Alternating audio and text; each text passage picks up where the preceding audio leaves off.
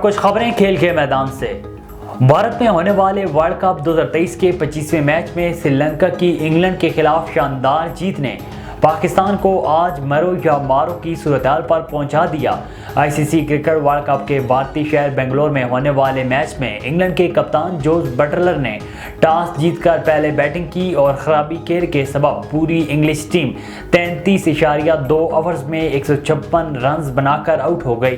श्रीलंका ने हदफ सिर्फ 22 ओवर्स में 2 विकेटों के नुकसान पर हासिल कर लिया। इस शानदार कामयाबी ने लंकन टाइगर्स को पॉइंट्स टेबल पर 5वीं पोजीशन पर पहुंचा दिया, जिसके बाद पाकिस्तान की मुश्किलात में मजीद इजाफा हो गया है। भारत 10 पॉइंट्स के साथ पॉइंट्स टेबल पर सरे फहरिस्त है।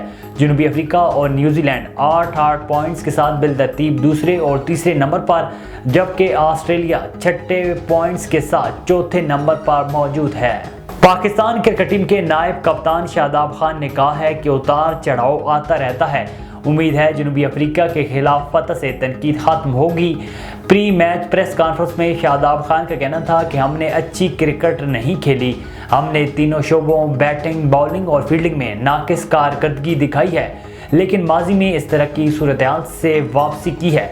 उन्होंने एतराफ़ किया है कि हमने इस तरह नहीं खेला जिस तरह वर्ल्ड कप से पहले खेलते थे, लेकिन प्रोटीज के खिलाफ मैच से पहले जीत की रवायत बहाल करनी है।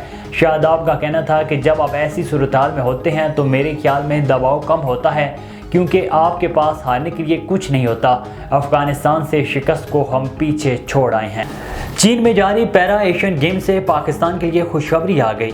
पाकिस्तानी एथलीट हैदर अली ने गोल्ड मेडल अपने नाम कर लिया। पाकिस्तान के हैदर अली ने डिस्कस थ्रो में गोल्ड मेडल जीता है। हैदर अली ने 51.23 मीटर डिस्कस फेंकी।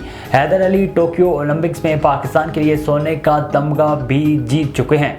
वाज़ेह है कि पैरा एशियन गेम्स चीन के शहर हांगझू में जारी हैं। 28 अक्टूबर तक जारी रहने वाली गेम्स में पाकिस्तान के 11 एथलीट्स शरीक हैं।